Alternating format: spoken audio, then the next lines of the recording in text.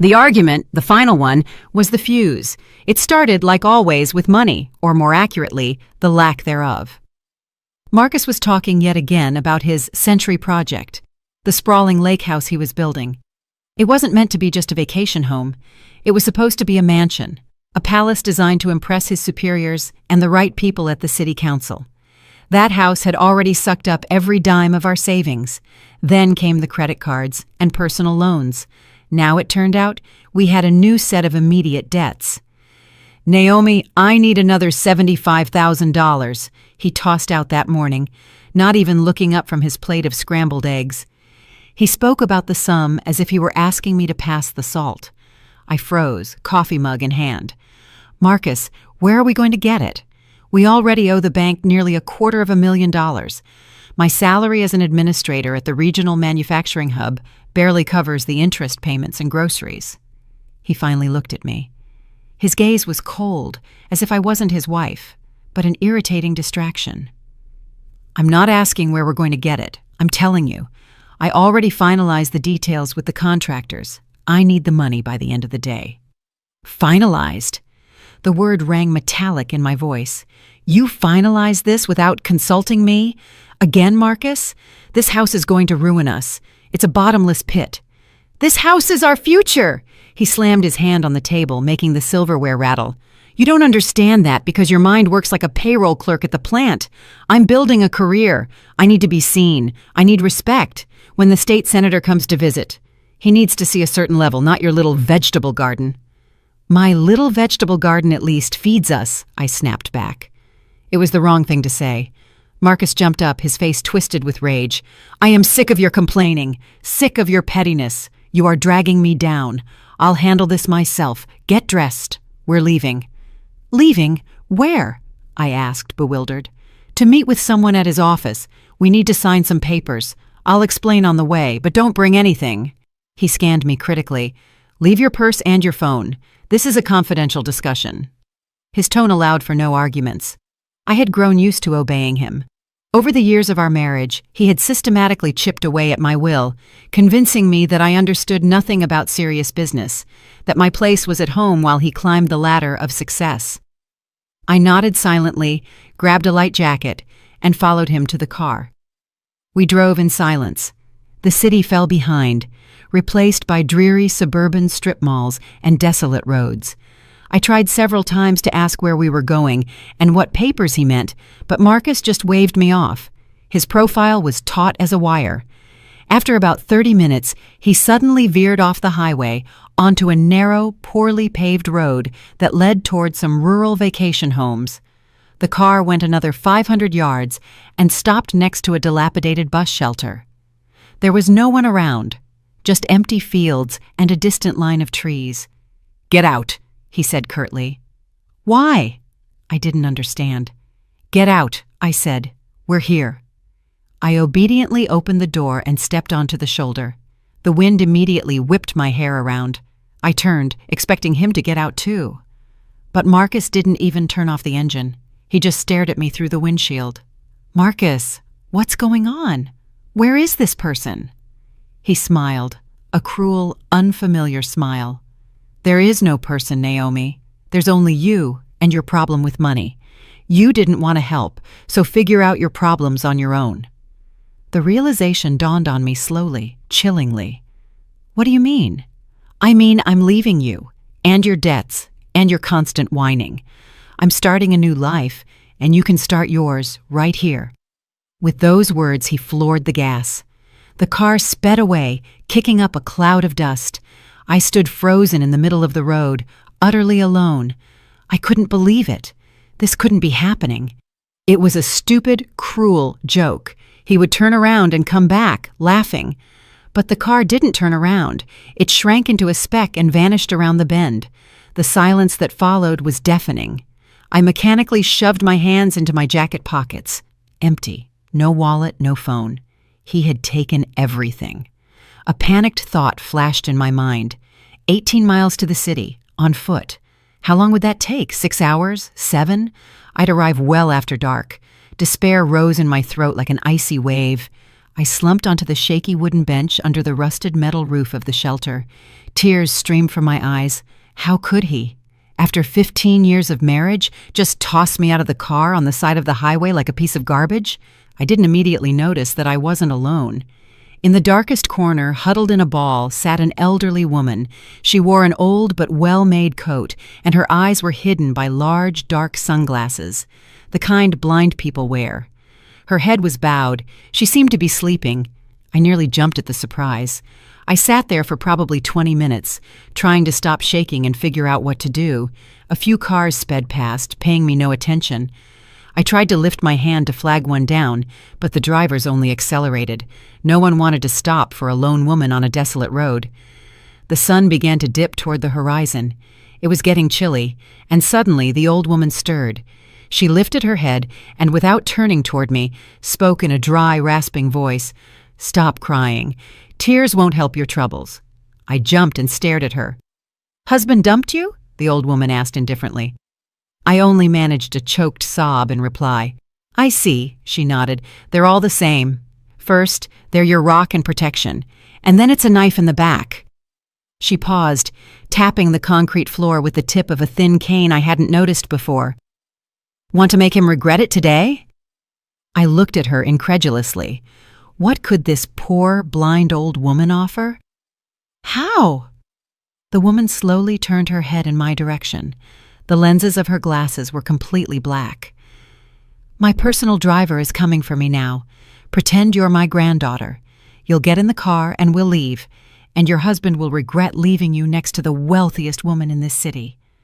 My breath hitched. It sounded like nonsense.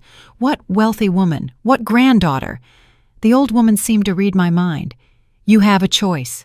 You can sit here and wait for the night, or you can get into a warm car and change your life. Decide." At that very moment, a long, black luxury sedan appeared around the bend. It moved slowly, silently, like a predator. The car gently braked right at the shelter. I recognized the make and couldn't believe my eyes. I'd only seen cars like that in movies about tycoons. A man in a sharp suit and gloves got out. He walked around the car and opened the rear door. "Miss Vance, we are ready to depart," he said with the deepest respect. Miss Vance, the old woman. She slowly rose, leaning on her cane. "Darius, wait.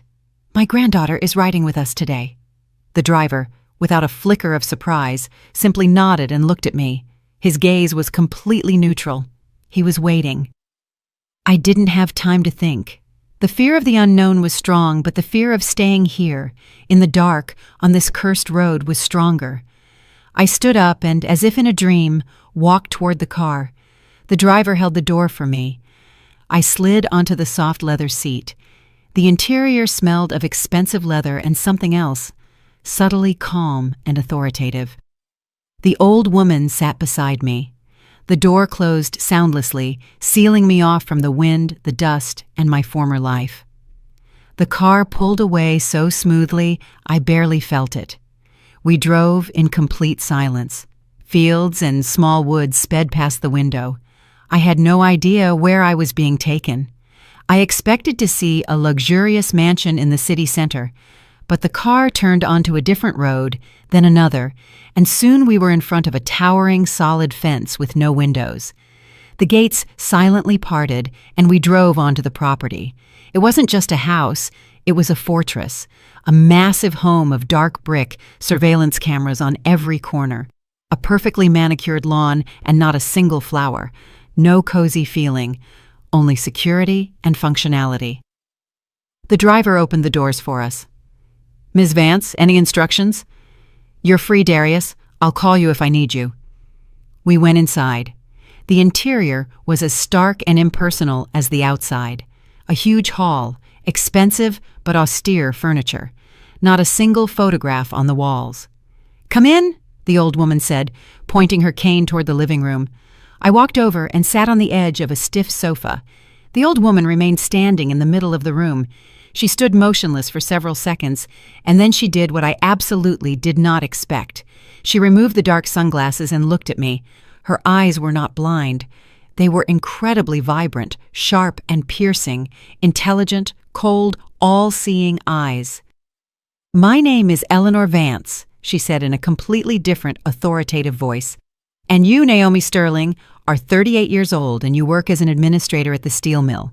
Your husband's name is Marcus Sterling. He's 42. He's a minor official in the city council aiming for higher office. All correct?" I was paralyzed. I couldn't utter a word, only managed a nod. "That's good." Eleanor Vance walked to the bar, poured a glass of water, and held it out to me. "Drink. You'll need your strength." I took the glass with trembling hands. Where do you know all this? And why were you pretending?" Eleanor Vance smiled faintly. "In this city, I know everything about everyone who matters, or who thinks they matter, and I was pretending because it's useful.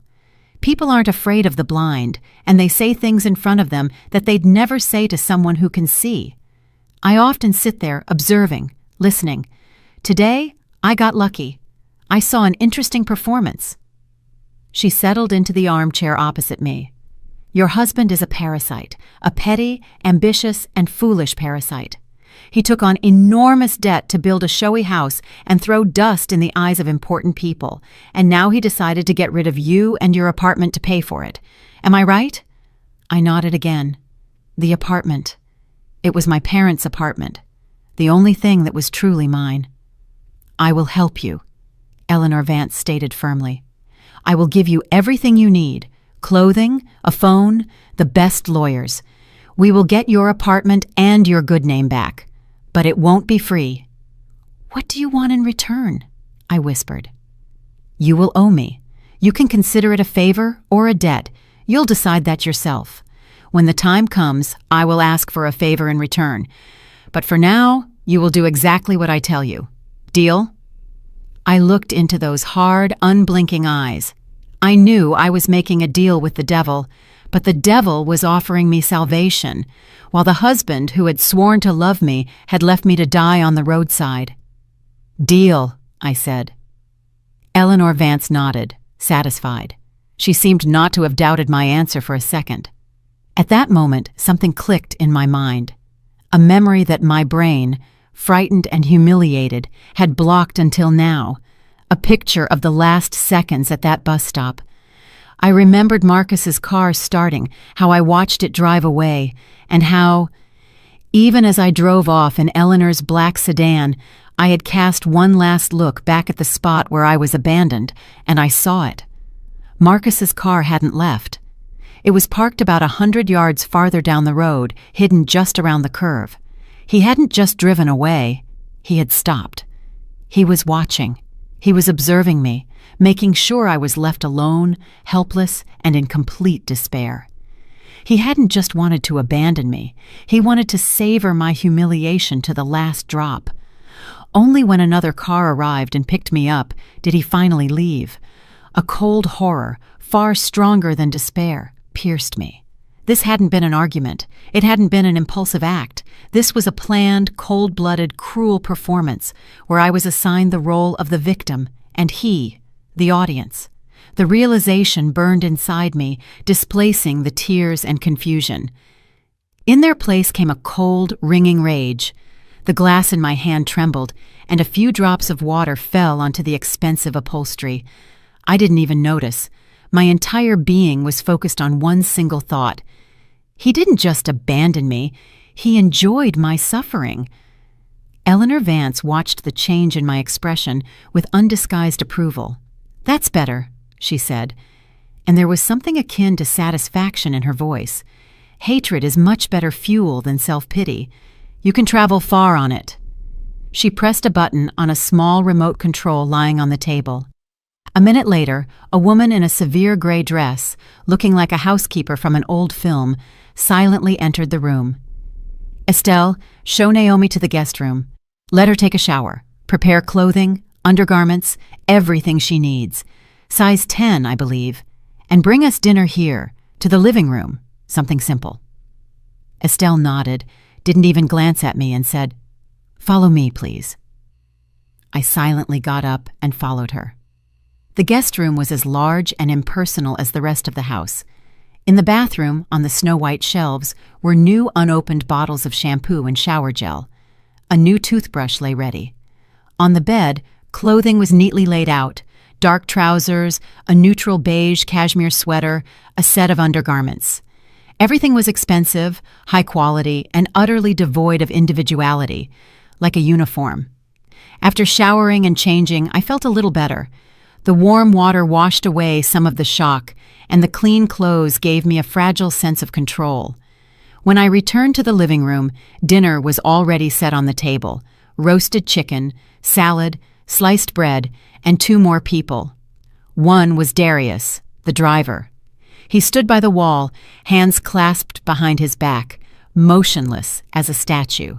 The second man, about 50 years old, in a flawless suit and thin-rimmed glasses, sat in an armchair. He had the face of a man who never smiled. "Naomi, sit down. Eat something," Eleanor Vance said. "This is Mr. Josiah Wells, my lawyer. He will be handling your affairs." The lawyer adjusted his glasses and looked at me with dry, indifferent eyes. "Naomi Sterling, based on preliminary information, your husband committed an act that could be qualified as abandonment in a dangerous situation. However, proving malicious intent will be virtually impossible. He will claim you argued, you exited the car voluntarily, and he drove off while distraught. There are no witnesses, so forget that. That was merely the prelude." His words were precise and cold, like scalpel cuts. "The priority now is your property, specifically the apartment you inherited from your parents. This is your personal property, not subject to division in a divorce. He has no rights to it. But the fact that he took a step like today suggests he is ready to act unconventionally." "What should I do?" I asked quietly. Eleanor Vance interjected again. She picked up a new, still-boxed smartphone from the table. "This is your new phone. The number is clean, unregistered anywhere. Communication only through this. Consider your old number lost. It has only 2 numbers saved, Mr. Wells's and mine. You don't need anyone else." She paused. "Now go home." I looked up at her, surprised. "Why?" "To see what he has truly done," Eleanor replied. "You think he just threw you out on the highway? That was only the beginning. You must see everything with your own eyes. Feel it. Understand who you are dealing with. Darius will take you." A sense of strength, mixed with fear, filled me again. With such support, I felt almost invulnerable. I had the best lawyer. I had a patroness who clearly the entire city feared. Marcus was just a small-time official. What could he possibly do? Darius drove as smoothly and silently as the first time. We entered the city, which was already sinking into evening twilight. Familiar streets, houses, shops, and then our block. My heart pounded faster. "I'll wait here," Darius said unemotionally as I got out of the car. I nodded and walked toward the entrance. My hands were shaking a little. I imagined opening the door with my key and him sitting in the living room, confident that I was wandering somewhere on a dark highway. I imagined his face when he saw me on the threshold, strong, calm, ready for war. I went up to my 3rd-floor apartment. There it was, the familiar leather-clad door. I took my set of keys from the pocket of the jacket I'd left in the car that morning. I put the key into the keyhole, and it wouldn't turn. I froze. Tried again. The key only went in halfway and hit something. I pulled it out, looked at it as if the key were to blame, then inserted it again. Same result. The panic I had so carefully suppressed began to rise from the depths of my soul. I tried the second key for the bottom lock. The same thing. The locks were new. He had changed the locks. I recoiled from the door as if struck. This couldn't be. This was my apartment. The apartment where I grew up, where it smelled like my mother's pie and my father's books. He couldn't. He had no right. I hit the door hard several times with my fist. "Marcus, open up! I know you're in there! Open this door now!" Silence. Not a sound, not a whisper. Only a curious neighbor peered out from the landing above, but seeing me, she quickly disappeared behind her door. My hands instinctively reached for the new phone. I found Mr. Wells's number. The lawyer answered instantly, as if he had been waiting. "Yes, Mr. Wells, it's Naomi. He changed the locks. I can't get into my own apartment." "I expected this," he replied calmly. "Call the sheriff's department. Tell them that unknown individuals changed the locks on your apartment and you cannot get home. Not a word about your husband, just unknown individuals. Wait for them. I am on my way." Calling the police seemed so absurd. Calling the police just to get into my own home. I dialed 911 and explained the situation to the dispatcher with a trembling voice. They promised a squad car would arrive. The wait was agonizing. I sat on the steps, huddled, staring at my door, which had suddenly become alien and hostile. After 20 minutes, 2 officers appeared on the landing, a young deputy with a tired face and his older partner. "You called?" the deputy asked lazily. "What's the situation?" I stood up and tried to explain. "This is my apartment. I came home and my keys don't work. The locks have been changed." "Do you have the documents for the apartment?" "Your ID?" the older officer asked. "Everything's inside," I replied helplessly. "I left this morning without my purse." The deputy scoffed skeptically. "I see. Well, we can't legally break down the door. Maybe you sold it? Or maybe relatives live here?" Just then, the entrance door downstairs slammed, and fast footsteps sounded on the stairs. Marcus appeared on the landing, but he wasn't alone. Walking beside him, holding his arm, was a young, beautiful woman in an elegant business suit, Tiffany Chambers, the district attorney's daughter. I knew her from the city events I sometimes attended with my husband. Marcus looked calm and confident. He even feigned concern on his face. "Naomi, there you are. I've been looking everywhere for you. Why aren't you answering your phone?" He addressed me, but his eyes were on the officers. "Gentlemen, is something wrong? This is my wife. She's going through a difficult period, a bit unstable." Tiffany stood silently beside him, eyeing me with contempt. And then I saw it. Around Tiffany's neck was a thin gold chain with a small, irregularly shaped pearl. It was my mother's pendant, the one valuable piece of jewelry I kept in a box in the bedroom. Tiffany, catching my eye, casually touched the pearl with her fingers. A slight, triumphant smile touched the corners of her lips. "Your wife claims she can't get into the apartment," the deputy said, and his tone had already changed. He was looking at the respectable, confident man, not the disheveled woman without documents. "Ah, that," Marcus sighed sympathetically. "Yes, I was forced to change the locks. For her own safety and ours. We're divorcing. Naomi has been having episodes of aggression lately." He took a few papers from a folder and handed them to the police. "This is a copy of the divorce petition, and this is a restraining order. She's forbidden to approach me or this apartment. Her doctor strongly recommended it." I stared at him, my vision darkening. Divorce, restraining order, doctor. What lies! What monstrous, calculated lies! "That's not true!" I screamed. "He's lying about everything! This is my apartment!" "Calm down, ma'am," the deputy said sternly, examining the papers.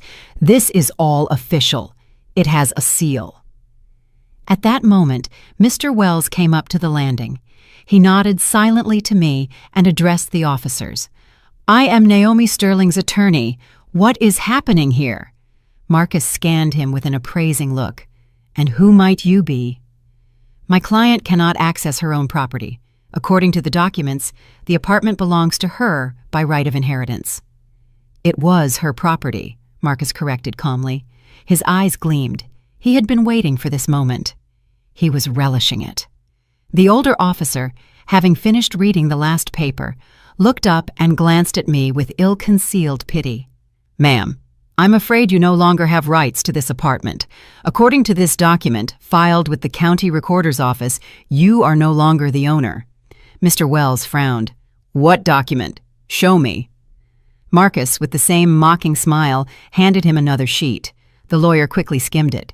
His face became impenetrable for the first time. He silently passed the paper to me. It was a purchase and sale agreement, dated 2 weeks prior. It stated that I, Naomi Ann Sterling, had sold my 3-bedroom apartment in the city center to my husband, Marcus David Sterling, for a symbolic sum of $25,000. And at the bottom, beneath the text, was my signature. Clear, neat, identical to my actual signature down to the last flourish, perfect and absolutely 100% fake. I looked at the paper, and only one thought was in my head. This can't be. This simply cannot be. I would never sell my apartment. Never. Not for any amount of money. This is forgery, I whispered, unable to tear my gaze from the fake signature. Mr. Wells took the contract from me and examined it closely. "Yes, it's obvious," he said without lifting his head. "The signature is very skillfully done, but there are signs indicating it's not the original." Marcus sneered. "Don't make me laugh, counselor. All my documents are in order, notarized. If your client had a change of heart, that's her problem. This contract has no legal force," Mr. Wells stated firmly. "We will file a police report for document forgery and fraud, and I am confident that an expert analysis will confirm we are right." "Go ahead and file," Marcus shrugged. "That's your right. I just fear that by then your client will have nowhere to live, or anything else. By the way, gentlemen," he turned back to the deputy, "I'd like to add another point to my statement. I suspect my wife stole a large sum of money from the apartment and is hiding from me." I gasped. "What are you talking about? What money?" "Don't pretend, Naomi," Marcus cooed sweetly. "You know exactly what I'm talking about. You took all my savings, every last penny, and now you're trying to run away." "That's a lie!" I screamed. "I didn't take anything." The officers exchanged glances. The situation was getting more and more complicated. A domestic dispute, divorce, an apartment, money. They clearly didn't want to get involved. "All right, folks," the deputy said. "We need to file a report. Let's go down to the precinct and sort this out." "I'll go with you," Mr. Wells declared. Marcus nodded to Tiffany. She took keys from her purse and opened the apartment door. "Excuse me, officers, but I must leave. I have an important meeting. Marcus, call me." She shot me a look of contempt and disappeared into the apartment, leaving the door ajar. Marcus watched her go and turned to me with a triumphant smile. "Well, Naomi, is this where you land? Left without an apartment, without money, and now you'll be branded a thief. Who will believe you? I have everything tied up. You're nobody." I looked at him and saw nothing but pure hatred.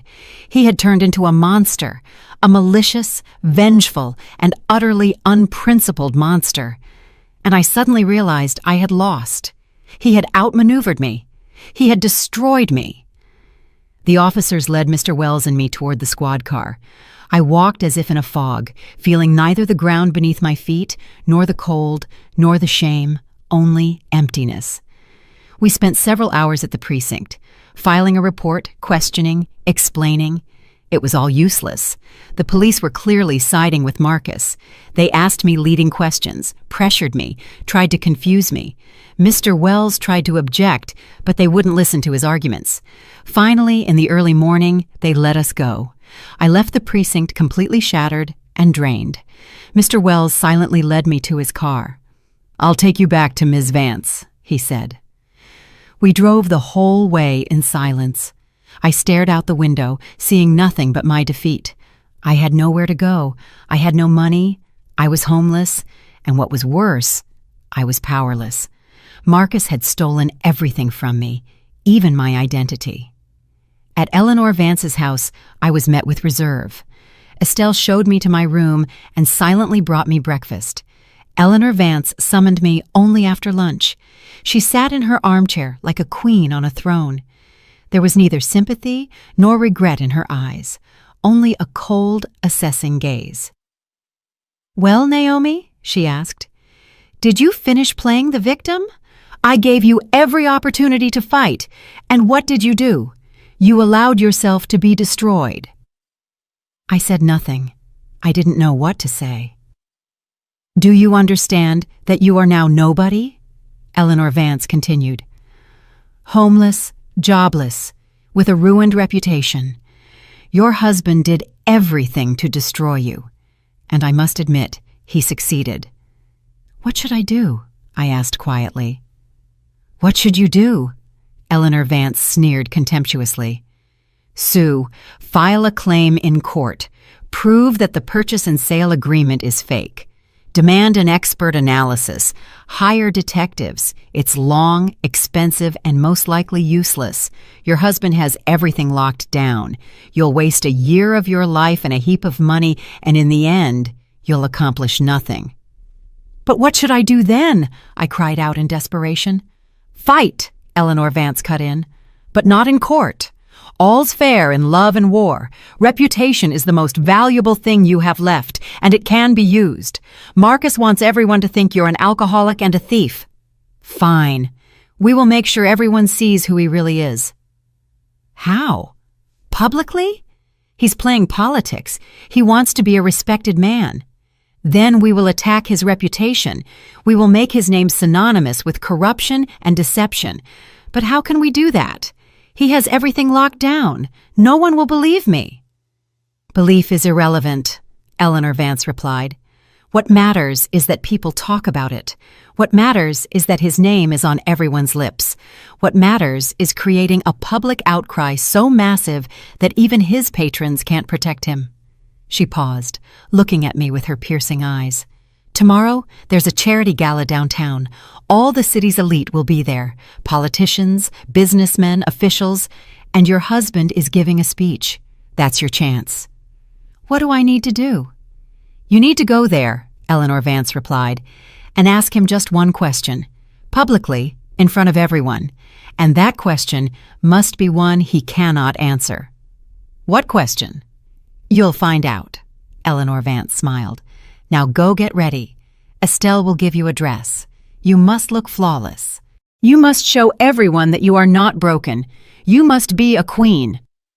I left Eleanor Vance's study with a sense of vague unease. I didn't know what awaited me. I didn't know what I was supposed to do, but I knew one thing. I would no longer be a victim. I would fight. Estelle did bring me dresses. Evening wear, elegant, perfectly fitted. She also did my hair and makeup. When I looked at myself in the mirror, I didn't recognize myself.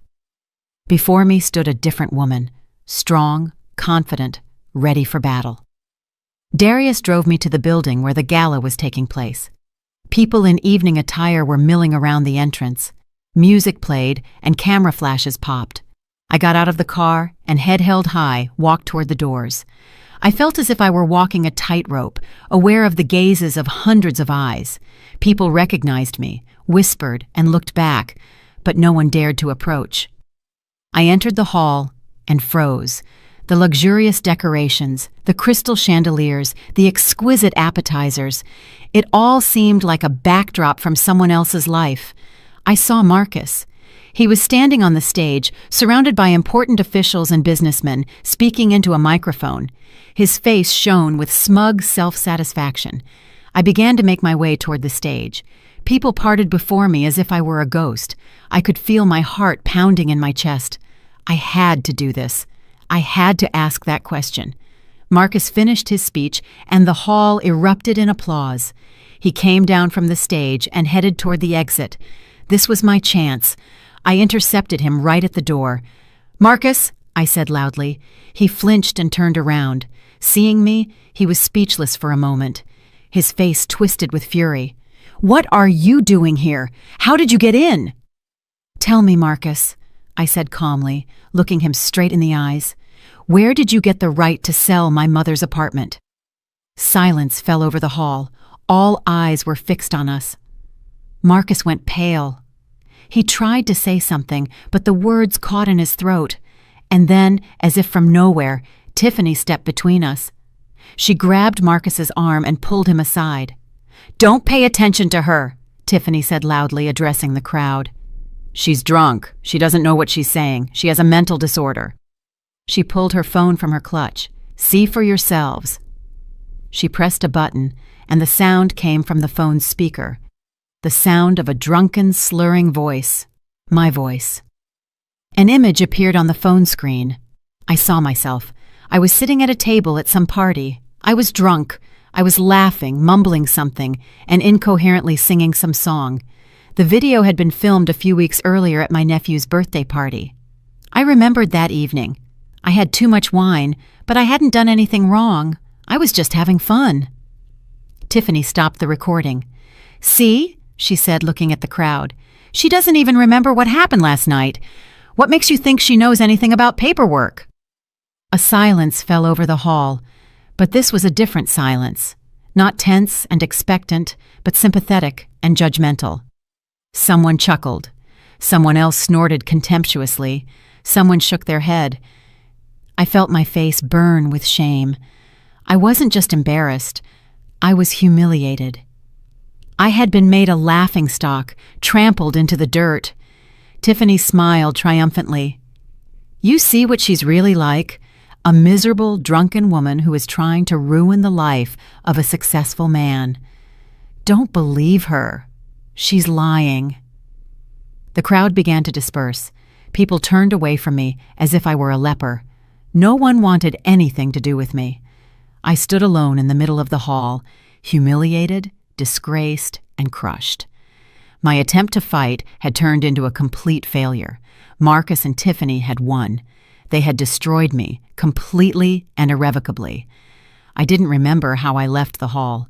The snickers and whispers merged into a single buzzing swarm that followed me to the exit. I stood on the cold porch, hugging myself, watching the cars drive by. I wanted to disappear, to dissolve, to sink into the ground. At that moment, the familiar black sedan stopped silently beside me. Darius got out, opened the back door, and simply looked at me. No words, no questions. He just waited. I silently got into the car. We drove the whole way to Eleanor Vance's estate in complete silence. I stared out the window at the city lights, but only saw my reflection in the glass, a woman in an expensive dress with smeared makeup and empty eyes. Eleanor's plan had failed. No, I had failed it. I was a victim again, only this time a public one. The next morning brought new blows. First, my boss from the plant, Mr. Thompson, called me. His voice was dry and official. "Naomi Sterling, good morning. Due to the current situation and the public scandal that could damage our company's reputation, management has made a decision. You are on indefinite suspension without pay." "But Mr. Thompson, that's not true." I tried to object. "It's all slander." "I don't know," he cut me off, "and I don't want to know. We run a serious business, not a place for family disputes. The documents will be sent to you by courier. Goodbye." The line went dead. I was fired, politely, legally, but it was a termination. I tried to call my only close friend who worked in the same department as me. The phone rang, but no one picked up. An hour later, a short text arrived. "Naomi, sorry, can't talk right now, and please don't call me again. I have a family and kids, and I don't need problems." I had become a pariah. Marcus and Tiffany had turned me into a social outcast overnight. Eleanor Vance summoned me only that evening. She was furious, but her anger was not directed at Marcus. "You're weak," she spat out as soon as I crossed the threshold of her study. "I put a weapon in your hands, and you let him knock it out of your grasp and use that same weapon to beat you. You stepped into the ring and gave up after the first punch." "But what could I do?" I whispered. "She showed that video." "You should have been ready for it," Eleanor interrupted. "Didn't you know your husband? Didn't you know what kind of treachery he was capable of? The lawsuit for signature forgery is now an empty threat. Mr. Wells has already found out everything. The experts in our city are bought. They will conclude that the signature is genuine. They'll say you signed the contract while in an incapacitated state, and now simply don't remember it. That video is the perfect confirmation. The case will be closed before it even opens. You lost." Eleanor's words were ruthless, but fair. I sank into the chair, feeling completely powerless. All paths were blocked. The court, the police, public opinion, everything was on Marcus's side. "So, this is the end?" I asked hollowly. "For the weak, yes," Eleanor replied coldly. "For those who fight, no. Think. There must be something he didn't account for, some small detail, some document that he couldn't fake, something that will prove your undeniable right to that apartment." I closed my eyes, trying to focus.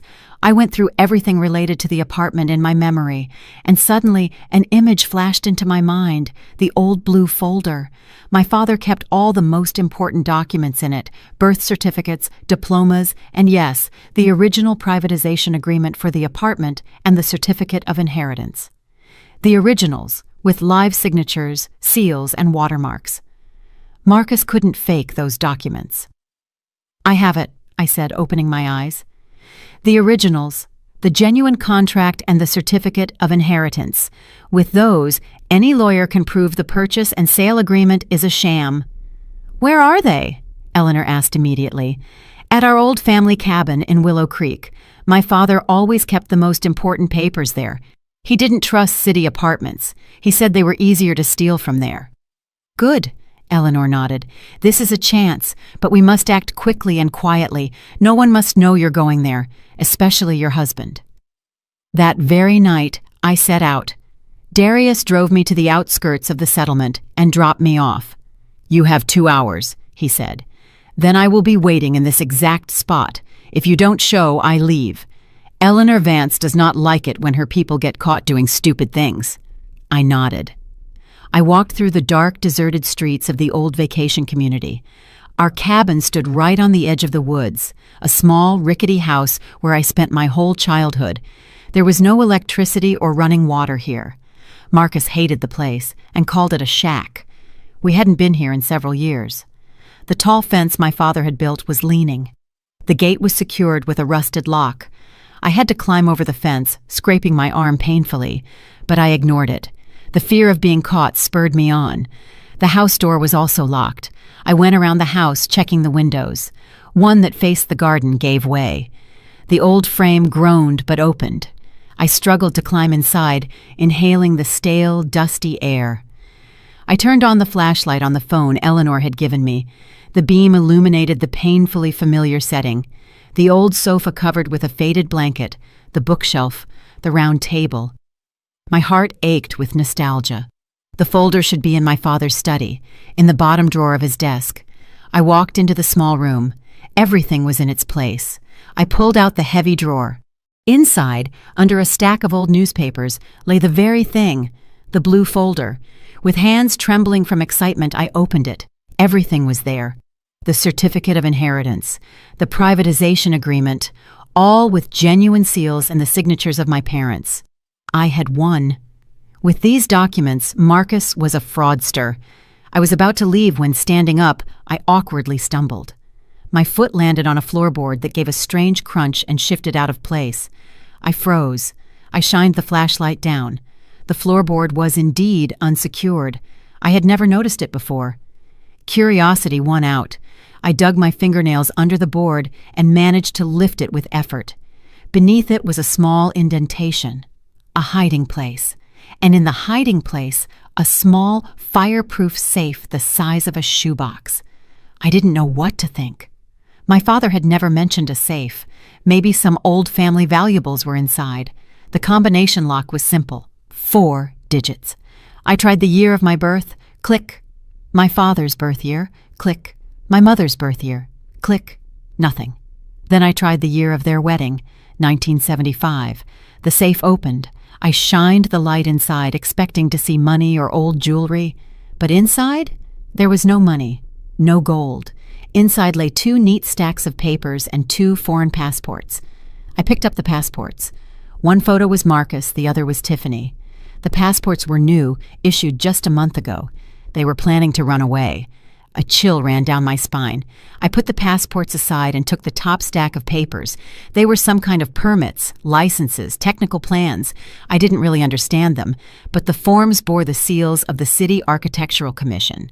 The documents related to the construction of a new shopping complex on the city outskirts, the very project Marcus was obsessed with. And then I got to the last sheet. It was the main permit for the start of construction, and in the field for the responsible person, approving the project on behalf of the steel mill supplier, was a signature. I looked closely and went cold.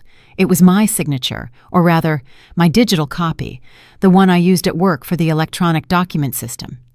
And the signature was certified with the seal of my department. The blood drained from my face, and the papers shook in my hands. This was not just an escape plan. This was a monstrous, devilish setup. Marcus wasn't just stealing my apartment to pay off debts. He was pinning a massive multi-million-dollar fraud scheme involving municipal land and construction contracts on me. If this scam were exposed, all the threads would lead to me, to my signature on the main document. He would get the money, leave the country with his mistress, and I would be sent to prison for long years. Panic overwhelmed me. This was scarier than losing the apartment. It was scarier than public humiliation. This was a threat to my freedom, my life. I frantically grabbed the phone. I had to call someone. But who? Eleanor? To tell her I had stumbled into a situation even dirtier than before? The police wouldn't even listen. Only one name was in my head, the only relative who, it seemed, was still on my side. The only one I could trust unconditionally. My fingers, disobedient, dialed the number. "Hello?" A sleepy voice answered the phone. "Tia," I whispered, choking with terror. "Tia, it's me. I need help, immediately." A few seconds of silence hung on the other end, broken only by Tia's sleepy breathing. "Naomi, my God, where are you?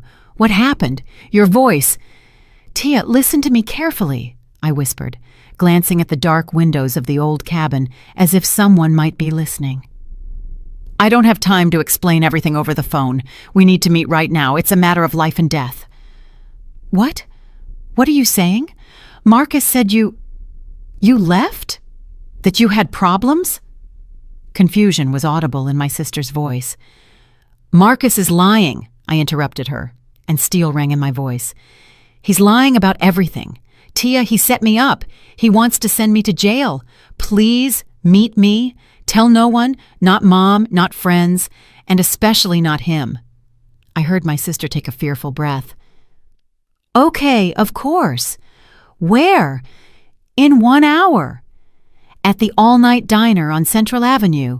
You know the one? It's small. No one will be there now." "Yes, I know it. I'll be there. Naomi, hang in there." I hung up and slipped the phone into my pocket. Grabbing the blue folder with the apartment documents and the second, terrifying stack of fraud papers, I climbed out the window, scrambled over the fence somehow, and almost ran to the spot where Darius was supposed to be waiting for me. We met in the semi-empty diner, which smelled of coffee and baked goods. Tia was already sitting at the farthest table, fearfully watching the door. Seeing me, she jumped up. "Naomi, what's wrong with you? You look awful." I sank into a chair and put both folders on the table. My hands were shaking. "Tia, I don't have much time." I pushed the blue folder toward her. "These are the originals for the apartment. With these, I can prove the sale agreement is fake." Tia sighed with relief. "Thank goodness. Well then, everything will be resolved. Let's go to the lawyer." "No!" I cut her off. I opened the second folder and spread the sheets with the fake permits on the table. "This is the main problem. Look here." Tia leaned over the documents. She stared at the blueprints and seals for a long time, not understanding. "What is this?" "It's a scam, a major construction fraud. And this," I poked my finger at the last page, "my digital signature. He stole it from my job. He pinned all of this on me. He stole the apartment to get the money for his escape. And I'll be left here to take the fall for everything. These are their foreign passports. They were getting ready." Tia looked at the signature, then at the passports, and her face slowly went white. She raised her eyes to mine, filled with horror.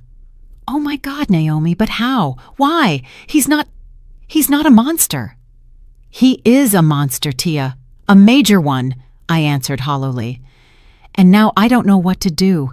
If I give the apartment documents to the lawyers, he will immediately use this. I'll be arrested the same day. I'm trapped." Tia sat silently, holding her head in her hands. It was clear she was thinking intensely. Suddenly, she looked up. "There's one person, my college classmate, remember I told you about him? Andrew. He's a really good lawyer now. Works in New York, runs his own firm. He's not connected to our city, our prosecutors, or our judges. He doesn't owe anyone here anything, and he owes me. I helped him out a lot with a case once. I looked at her hopefully. Do you think he'll help? I'm sure of it, Tia whispered excitedly. Listen, here's what we'll do. You must not be seen with these papers. They are too dangerous. Give them to me. I'll call Andrew today, explain everything to him. Tomorrow morning, I'll take the first train and deliver everything to him personally. He'll start working right away, find connections to federal structures. They'll put pressure on our local guys, and they won't dare peep. And while the documents are with him completely safe, Marcus won't be able to get to them. The plan seemed reasonable. Giving the documents to an independent lawyer who wasn't connected to the city's corruption network was the only right move. And who could I trust with this more than my own sister? Are you sure, Tia? Isn't this dangerous for you? Don't be ridiculous. Tia wiped a tear from her cheek. You're my sister. I won't let that jerk destroy you. Give me everything. She quickly gathered all the dangerous documents into her large tote bag. She returned the blue folder with the apartment documents to me. Keep this with you for now. Hold on to it.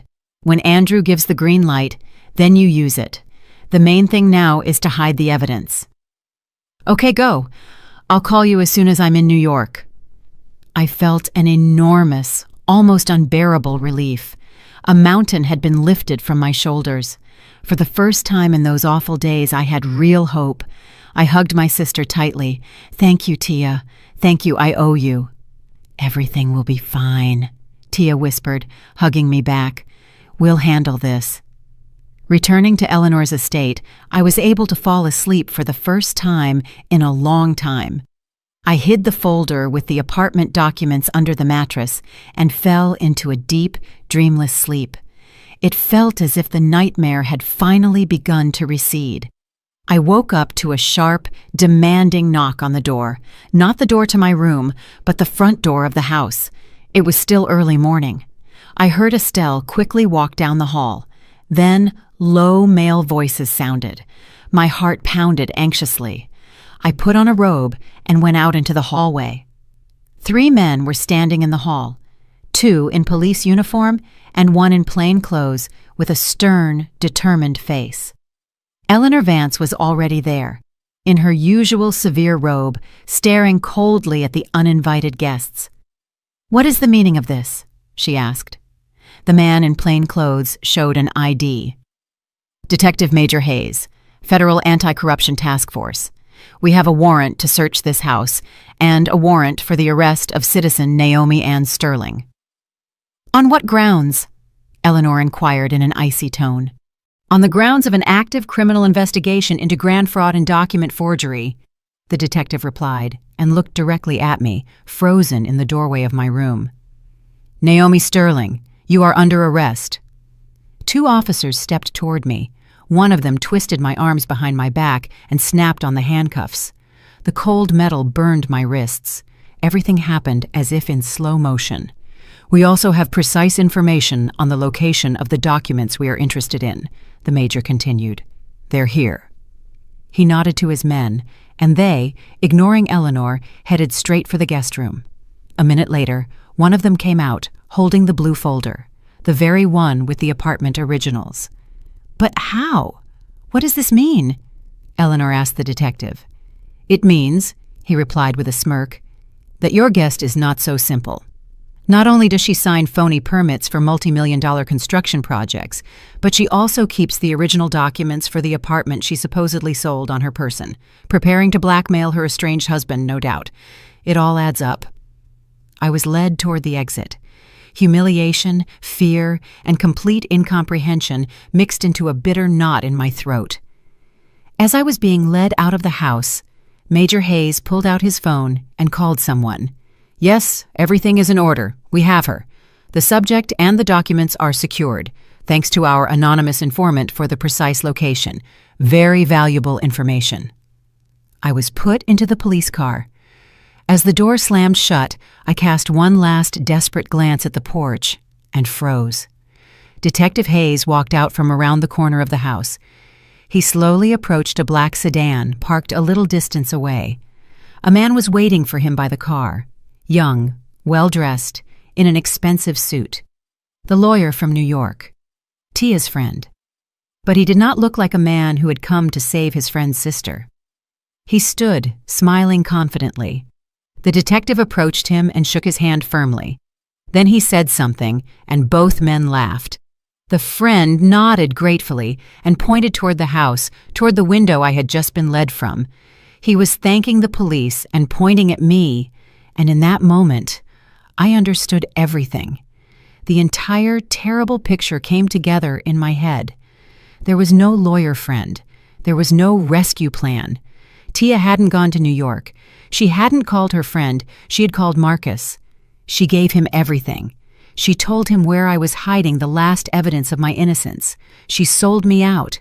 My own sister. Why? The car started moving.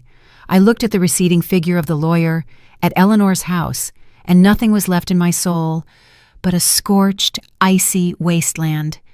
This wasn't a setup. It was betrayal. The most terrible, most vile betrayal a person is capable of. The car sped through the morning streets, but I saw nothing but the emptiness ahead. My sister's betrayal was a blow from which I could not recover. It was worse than Marcus's cruelty. It was the absolute, total destruction of everything I believed in. My family, my anchor, my last hope. It was all a lie. Tia didn't just help Marcus. She became his weapon. She led him to the trail. She handed him the bullets. She helped him pull the trigger. The interrogation at the federal task force was long and humiliating. Detective Hayes acted as if my guilt was already proven. He showed me the forged documents, poking his finger at my digital signature. Confess, Sterling. It will be better for everyone. Tell us how you conspired with unidentified persons to organize this fraud scheme. Who were your accomplices at the plant? Who helped you gain access to the seals? I stayed silent. What could I say? Any word would be useless. They had already written the script, and my role in it was the criminal. The evidence was irrefutable. Here were the documents with my signature. Here were the originals for the apartment that I was allegedly hiding for blackmail. Everything looked logical and convincing. Marcus and Tia had thought of every detail. 2 days later, I was released, unexpectedly. The desk sergeant came into the holding cell and said, "Sterling, you're free to go. Bail has been posted for you." I walked out of the detention center, squinting in the daylight. Mr. Wells was waiting for me at the gate. He looked even gloomier than usual. "Eleanor Vance posted the bail," he reported curtly, opening the car door. "Get in." On the way to the now familiar Fortress estate, he brought me up to speed. "The case is bad, very bad. The charges are serious. They have the documents your sister gave them. She is the prosecution's main witness. She will testify that you personally gave her those papers, that you were in a panic and asked her to hide them. Naturally, as a law-abiding citizen, she immediately reported it to the police." "But that's a lie," I exclaimed. "A lie supported by evidence is called a fact in court," the lawyer cut in. "Your signature is on the documents. The motive, according to their version, is revenge on your husband and a desire for unjust enrichment. The case is almost 100% winnable for them. You are facing up to 10 years. 10 years. The number echoed hollowly in my head. 10 years in prison for a crime I didn't commit. Eleanor Vance met me in the living room. She wasn't yelling. She was calm, and that was scarier than any fury. "Stop crying," she said, when I broke down in sobs, unable to hold it together. "Tears won't help the case. You wanted to trust your sister? You got the result. Now stop feeling sorry for yourself. It's time to start thinking." She waited until I calmed down a little. "Court is no longer an option. We will lose. We need to approach this from another angle. Your husband orchestrated this scam because he desperately needed money, a lot of money, not just for his escape. He owes someone, and that debt is burning his feet. We need to find out who he owes and what for. We need to find that single thread we can pull to unravel the whole mess." "But how can we do that?" I asked helplessly. "You can't do it," Eleanor replied. but I know a person who can." She took a notebook from the desk drawer, tore out a sheet, and wrote a name and phone number on it. "His name is Leonard Price. He used to be the best investigative journalist in the city. He dug up several high-profile cases. A couple of years ago, he started digging into your husband." Marcus was just starting his career in the city council back then and was already involved in some land parcel schemes. Leonard almost finished the job, but he was stopped by Tiffany Chambers and her father, District Attorney Chambers. He was fired with a bad recommendation, accused of publishing libel. Since then, he's been scraping by with small jobs, writing ad copy for brochures. He hates your husband with a burning passion, and he loves money. Call him. Tell him I sent you." Leonard Leo Price set the meeting in an old, dimly lit bar on the city outskirts. He turned out to be a man in his 50s with tired but very intelligent eyes, wearing a worn tweed jacket. He smelled of tobacco and disappointment. He listened to me silently, without interruption. When I finished, he looked at me for a long time and then said, "I know this story. The beginning of it, anyway. I knew Marcus was a thief, but I didn't think he was capable of this. And your sister? Wow, what a family. Will you help?" I asked hopefully. "Eleanor Vance pays well." He smiled crookedly. "And I have a loan for my daughter's college tuition, so yes, I'll help. Where do we start?" "With the money," I replied. "We need to understand why he needed such an enormous sum so quickly." The next few days were spent working. Leo, using his old connections, dug up all of Marcus's financial secrets. We sat for hours in his tiny, smoke-filled apartment, littered with old newspapers, examining bank statements, credit histories, and transaction records. The picture that emerged was grim. The lake house was just the tip of the iceberg.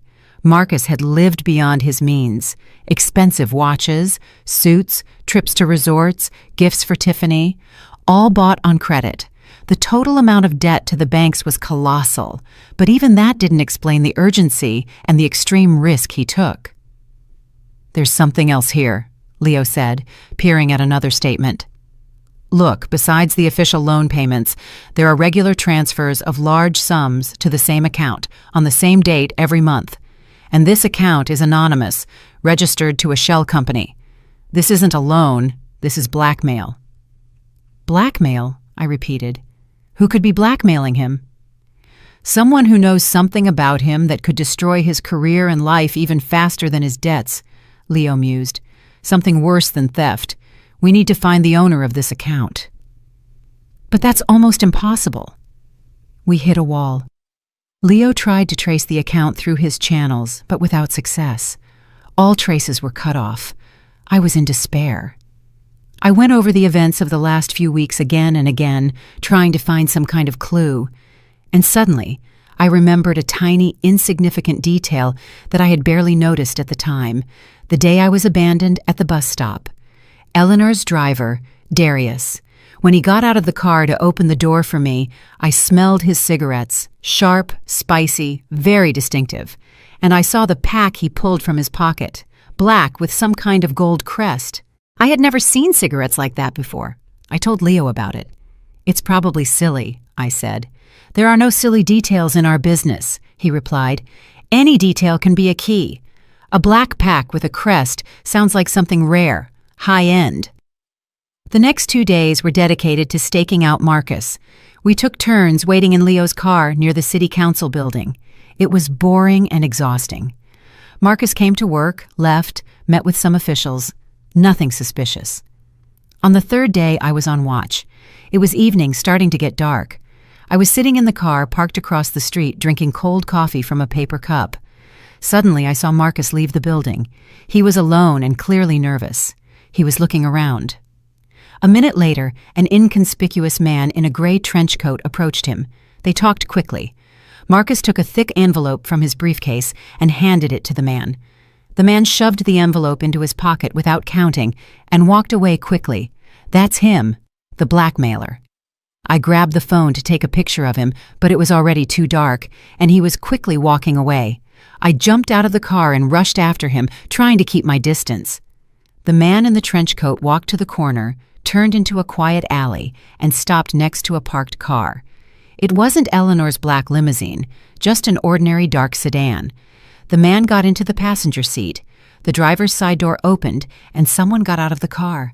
I hid behind a tree, my heart pounding in my throat. The driver took a pack of cigarettes from his pocket and lit one.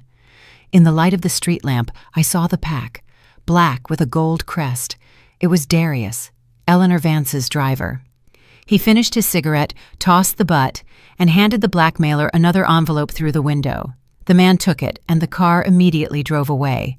I stood behind the tree, and the ground was sinking beneath my feet. The picture that formed in my head was so monstrous that my mind refused to accept it.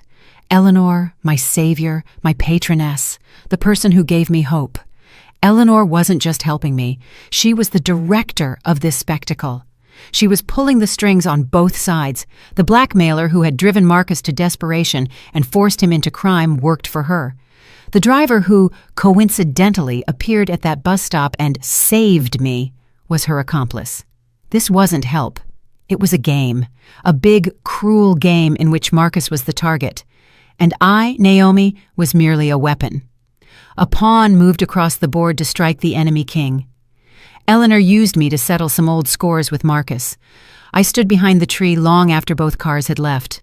The cold evening air burned my lungs, but I didn't feel it. Everything inside me was numb. My sister's betrayal had shattered my faith in family. Eleanor's manipulations destroyed my faith in salvation. I was alone, completely alone, surrounded by enemies and puppet masters. Everything that had happened to me wasn't accidental. My humiliation, my arrest, my despair. It was all part of someone else's cruel plan. A rage, pure and cold as ice, filled the emptiness in my soul. Rage at Marcus, at Tia, and now at Eleanor. I was used, my grief was played upon, my weakness exploited. I wasn't an ally, I was an instrument. I didn't call Leo. I hailed a taxi, the first one I had paid for myself, the small amount of cash the journalist had given me for minor expenses. I gave the address of Eleanor's estate. I had to look her in the eyes. I burst into the house, ignoring Estelle's surprised look. Eleanor Vance was sitting in the living room with a book. She looked up, and there wasn't a hint of surprise in her eyes, as if she knew I would come, as if she had been waiting for it. "You know everything." It wasn't a question, it was a statement. "Yes," I replied calmly, stopping in the middle of the room. My hands were clenched into fists. I saw it. I saw Darius. I saw him hand over money to the man who was blackmailing my husband. Eleanor Vance put down her book and slowly removed her reading glasses. "And what of it?" she asked, as if discussing the weather. That calm, indifferent tone exploded inside me. "What of it?" I yelled. "You played me! You set this whole thing up! The blackmail, my accidental rescue! You knew Marcus would do something stupid. You pushed him to it. You used me to destroy him?" "Yes," Eleanor replied just as calmly. She stood up and walked to the bar, pouring herself a glass of water. "And what of it? The end justifies the means. The driver is an irrelevant detail. The goal is Marcus, and you are the weapon, the most effective weapon one could find, an offended, humiliated wife. Perfect." "Why?" I whispered, feeling my strength leaving me. "Why did you do this to him, and to me?" Eleanor took a sip of water and looked at me. Something resembling a memory flickered in her eyes for a moment. "Many years ago, when your Marcus was still a junior assistant to a big shot, he helped his boss deal with a small but very promising factory, my factory, the first one I built from the ground up. They bankrupted it, took it for pennies. I lost everything. I swore that someday I would destroy them all. His boss has been rotting in the ground for years from cirrhosis. And your husband? Your husband decided he was a big man. He forgot. But I didn't. Now everything fell into place. It was revenge. Long, cold, carefully planned revenge. And I just happened to get in the way? I asked bitterly. You became the perfect instrument, Eleanor corrected me, and I gave you a chance. A chance not just to get your own back, but to become stronger. I taught you to fight. Or would you prefer to still be sitting on that bus stop crying?" She was right, as monstrous as it sounded. She was right. Eleanor had transformed me from a victim into a fighter, albeit for her own purposes. "What now?" I asked. My voice was steady. The tears and yelling were over. "Now that I know everything, you'll kick me out. You'll let them put me in jail." Eleanor smiled. "On the contrary, now that you know everything, you've become even more dangerous. You're angry. You're motivated. Now you'll fight not for an apartment but for yourself. And that is the strongest motivation." She walked to her massive writing desk, opened a drawer, and pulled out a thin folder. She threw it on the table in front of me. "Your husband and his mistress have a very powerful protector, Tiffany's father, District Attorney Chambers. As long as he is in office, you have no chance. He will cover for both his daughter and his future son-in-law.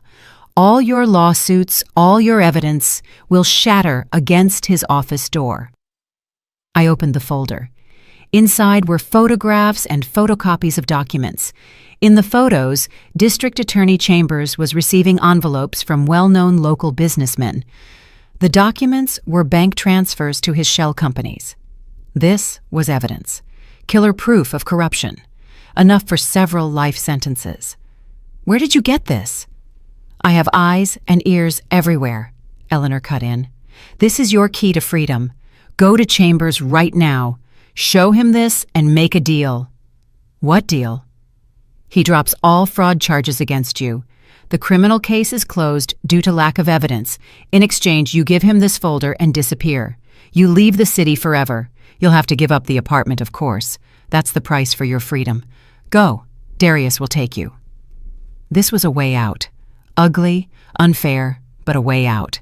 To save my life, my freedom, by sacrificing everything else, my home, my job, my past.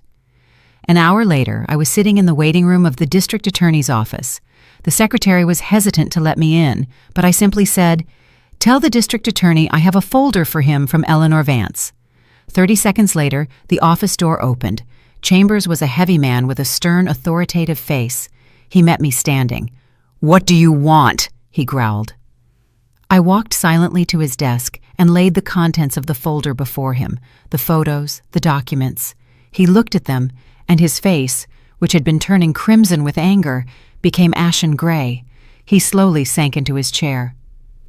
What do you want?" he asked, and the old confidence was gone from his voice. "I want the criminal case against me to be immediately dropped," I said clearly. "All charges withdrawn due to lack of evidence." The district attorney was silent, shifting his gaze from the papers to my face. "Fine," he finally managed. "But that's not all, is it? What else does Vance want?" "Vance has nothing to do with this," I replied. "These are my terms." Chambers raised his eyebrows in surprise. "Very well. Your terms." I paused, gathering my thoughts. This was the moment, the deal. Eleanor had offered me a clear plan. Freedom in exchange for silence and the apartment. It was logical. It was safe. "I want you to—" I stopped. I looked at the frightened face of this all-powerful man. I looked at the folder with the evidence. I remembered Marcus's face when he abandoned me on the highway, Tiffany's face with my mother's pendant around her neck, Tia's face, full of deceptive tears, and Eleanor's face, cold and calculating. They all wanted me to disappear, to give up, some to prison, some to another city. They all wanted to break me and throw me away, and in that moment something clicked inside me, finally and irrevocably. I slowly, demonstrably began to gather the photographs and documents back into the folder. The district attorney watched me, not understanding. "What are you doing?" he asked. I agreed. I fastened the folder and held it in my hands. I looked straight into Chambers' eyes. "No," I said. My voice was quiet but firm as steel. "I won't trade." I turned and walked toward the door. "Wait!" he yelled after me. "What are you going to do?" I stopped at the door but did not turn around. "I'm going to take everything back, my apartment, my job, my name. And you Your future son-in-law and your daughter will pay for everything." I walked out of the office, leaving the stunned district attorney behind me. I walked past the reception, past security, and stepped out onto the street. I didn't go to the car where Darius was waiting. I walked in the opposite direction. I left everyone behind. My tormentor, my traitor sister, my puppet master. From this moment on, I was playing for myself. I walked down the street without a destination. The wind whipped my face, but I didn't feel the cold. Everything inside me was burning. The decision I had made in the district attorney's office wasn't impulsive. It had been growing in me all these days as my world crumbled. First, I wanted justice. Then, survival. Now, I wanted retribution, complete and final. I reached the first cheap coffee shop I saw, sat at a table by the window, and took out my phone. The wad of cash Leo had given me for expenses was in my pocket. I ordered the strongest coffee and dialed his number. "Leo, it's Naomi. We need to meet right now." He arrived 20 minutes later, as always, in his worn jacket and smelling of tobacco. He sat down opposite me and looked at me questioningly. "Well, what did Vance say about your little late-night discovery?" "She confirmed everything," I answered in a level voice. "She was playing her game and offered me a deal. Give up the district attorney in exchange for my freedom and leaving the city." Leo whistled. "Now that's a turn of events. But that's a way out for you. Unfair, of course, that they'd take the apartment, but you'd be free." "I refused," I said. Leo choked on his coffee. He stared at me as if I were crazy. "You refused? Are you in your right mind, Sterling? That was your only chance." "It was her chance," I corrected him. "A chance for her to finish her revenge and toss me away like a used shell casing. I'm not playing other people's games anymore. Now I'm playing my own, and I need your help." I took the folder with the evidence against Chambers from my bag and put it on the table. "This is my ace, but I'm not going to trade it. I'm going to use it to take everything from them." Leo carefully opened the folder. His eyes widened. He quickly closed it and looked around nervously. "Do you understand that you're holding a bomb that could blow up the entire city?" "That's exactly what I plan to do," I replied. My gaze was cold and resolute. Leo looked at me and saw a completely different person, not the frightened woman he had met a few days earlier. This woman was dangerous. "What do you propose?" he asked, and there was respect in his voice. "They think they've got me cornered." I began to lay out my plan. "They're sure I'll either go to jail or run away, and they are in a hurry. They need to finalize the apartment sale and leave the country as quickly as possible before their construction scam is exposed. Their weakness is greed and haste. That's what we'll exploit." The plan was daring and risky. It required perfect execution. First, Leo, using his old journalistic skills, prepared a small news item. It appeared 2 days later in an inconspicuous column of the local business newspaper, the City Sentinel. The headline was neutral. "Foreign investors show interest in frozen regional construction projects." The text mentioned that a certain Swiss investment group, HVTA Capital, was exploring investment opportunities in commercial real estate and was particularly interested in the new shopping complex project on the city's outskirts, the very project I was implicated in. "That's not enough," Leo said when he showed me the newspaper. "They might not even notice. We need a bigger lure." "We'll have one," I replied. "Now we need to make sure this news reaches them personally, and not just news, a concrete offer." But an offer required money. A lot of money to make the bait believable. And then, something strange happened. The next day, Leo called me.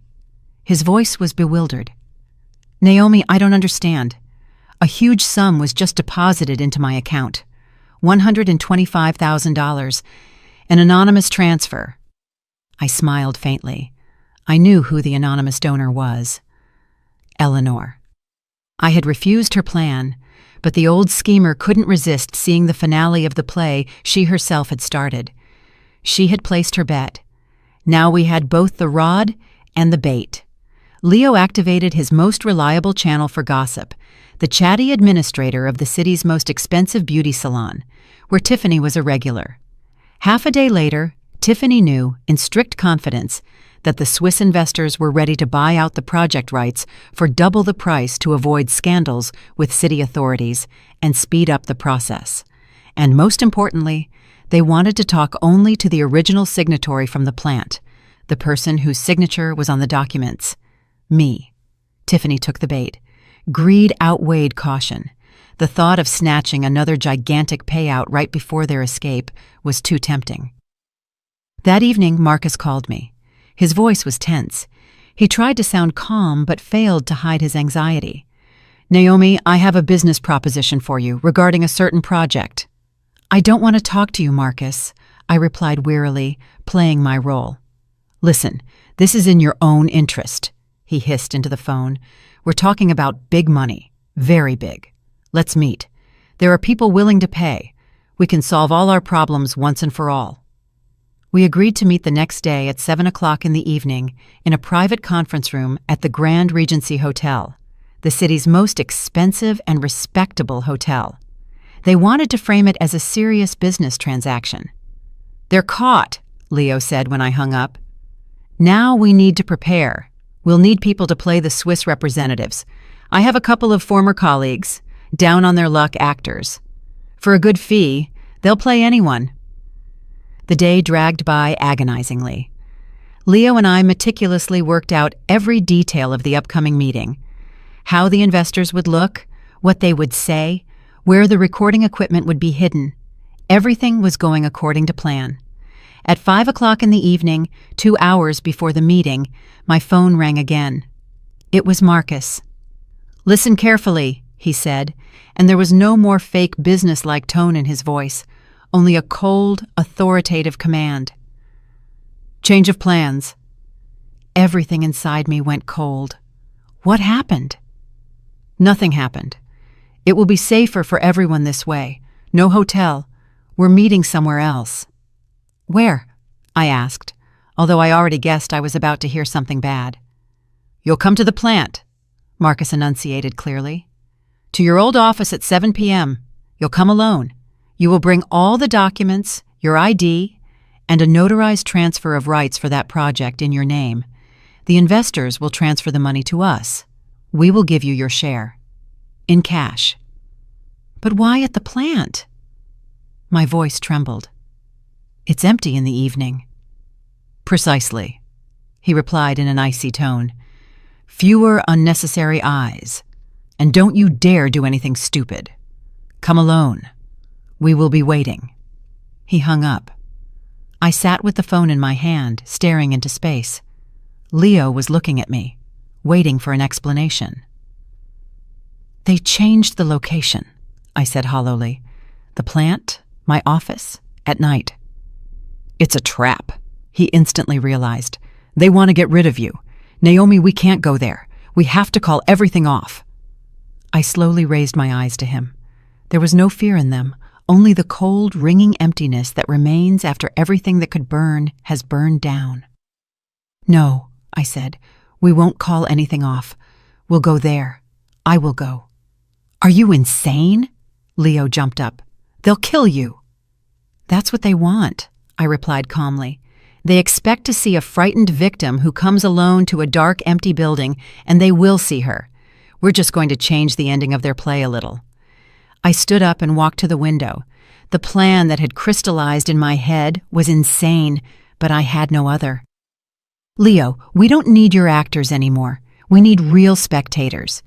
Call the number I'm about to give you. Say that Naomi Sterling is speaking. Say that tonight at the regional manufacturing hub, a bribe transfer and a confession to grand economic fraud will take place, and that the district attorney is involved in the case." I wrote Eleanor's phone number on a piece of paper. "She'll understand what to do?" Leo asked with doubt. "She won't miss a finale like this," I smirked. "This is her investment, and now the most important thing. I need to make one call."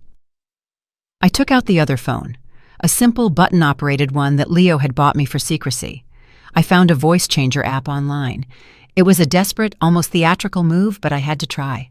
I dialed Marcus's number, activated the program, setting the tone to sound like my sister Tia's tearful, hysterical voice. "Hello?" Marcus answered, irritated. "Marcus! Marcus! It's me!" I screamed into the phone with the altered voice, mimicking panic. "I'm in trouble. The police. They're asking questions about our conversation, about the documents." "What?" Marcus was clearly rattled. "Calm down. What questions?" "They're asking where I got those papers.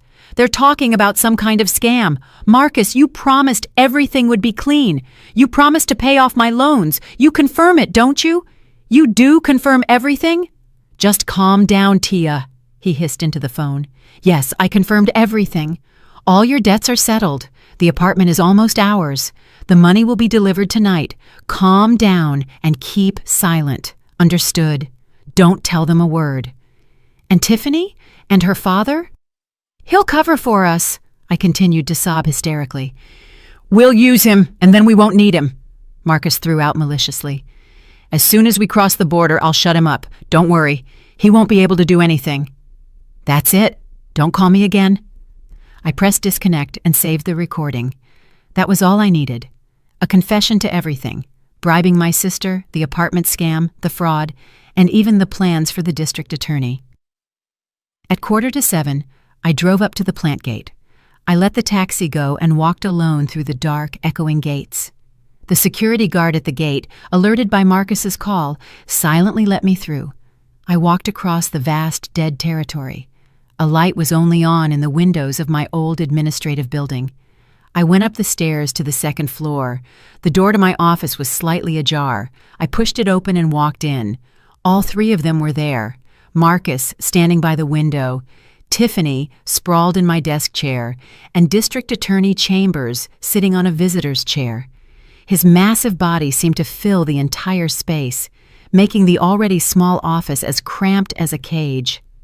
"Well, look who decided to join us, the business lady," Tiffany drawled, sizing me up from head to toe. "Came alone. Good girl. Did you bring the documents?" I silently placed the folder with the notarized transfer of rights on the table. Marcus immediately snatched it, checking it greedily. "Everything's in order," he said, nodding to Tiffany. "Where are the investors?" Tiffany looked at me impatiently. "Well, where are your Swiss guys? Where's the money?" I slowly, calmly surveyed all of them. I looked at the greedy Marcus, the predatory Tiffany, and the heavy, self-assured district attorney. "They're here," I said quietly. At that moment, a blinding light struck outside the window. Huge spotlights, mounted on the roofs of the workshops, flared up, flooding the entire factory yard with merciless white light. Marcus, Tiffany, and Chambers rushed to the window. In the courtyard, people stood by all the exits from the building. At one exit, Leo stood with a cameraman, aiming the lens right at our windows. At another, two men in sharp business suits stood, federal agents. "What is this?" Tiffany shrieked. Chambers understood everything instantly. His face turned an earthy gray. "It's a setup!" he roared. Marcus, insane with fury and fear, turned and lunged at me. "I'll kill you!" But I was ready. I stepped aside and he flew past me, crashing into the filing cabinet. At the same moment, I pulled out my phone and hit the playback button. The small speaker filled the silent office with the recording of my conversation with Marcus. Tia's hysterical, tearful voice and his irritated, smug responses. Everything was played. The bribing of my sister, the apartment scam, the fraud, and most importantly, his promise to shut up the district attorney as soon as they crossed the border. Chambers' face contorted. He looked at Marcus with such hatred that it seemed he was ready to incinerate him on the spot. At that moment, the office door flew open and the federal agents appeared in the doorway. "Everyone stay put. Federal Anti-Corruption Task Force is in operation." Chambers straightened up, trying to regain his authoritative demeanor. "Do you know who I am? I am the district attorney of this city." "We know," the lead agent replied calmly. "That's why we're here.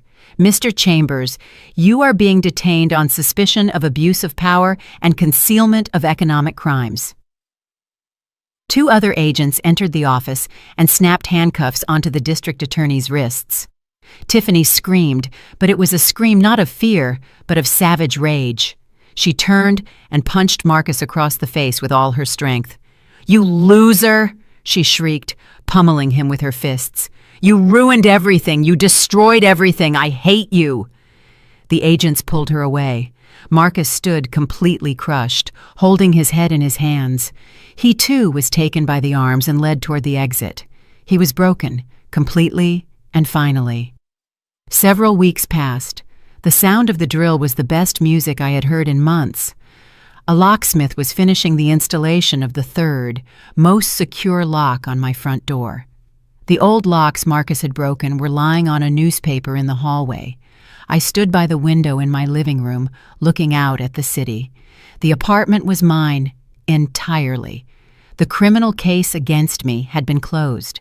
The testimonies of Marcus and Chambers, who in a desperate attempt to reduce their sentences had begun to sink each other and Tia, put everything in its proper place. The phone rang. It was Mr. Thompson, my boss from the plant. "Naomi Sterling. Good afternoon. I'm calling as promised. The order for your appointment has been signed. Starting Monday, you are the head of the planning department." "Thank you, Mr. Thompson. I won't let you down." "I have no doubt of that," he replied. "You essentially saved the plant from a huge scandal and financial loss. It's the least we could do." I hung up. Head of the planning department, the very department that Marcus's scam had nearly destroyed. Now I would rebuild it. The locksmith in the hallway finished his work. "All set, ma'am. Ready for inspection. Couldn't be safer." I took the new set of keys, heavy and solid. I ran my fingers over the cold metal. It was over. I had been through hell, but I had emerged as someone different. I had lost my husband, my sister, and my faith in people, but I had found myself. I was home, and now I decided who could enter my door. And that, dear listeners, is how this difficult and highly intense story ended. It's a story of betrayal, deceit, but also of incredible strength of spirit. We saw how Naomi transformed from a broken and humiliated victim into a person who dictates the rules of the game herself. But the main question that remains after the finale is this: did she do the right thing? To defeat the monsters, she had to become tough, calculating, and perhaps even ruthless herself. Does the end justify the means? What do you think? Should she have gone all the way, risking everything? Or would it have been better to accept the district attorney's deal and start a new life in another city, leaving the evil unpunished? What would you have done in her place? We are very interested to hear your opinion.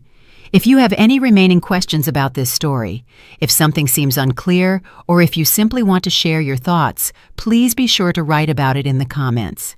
If this story resonated with you, please support us by liking this video and subscribing to our channel so you don't miss new, equally gripping stories. Every one of your likes and comments helps our channel grow. All the best. At the end of this video, a box will appear in the middle of the screen. Please click on this box. Our other most interesting stories will be there.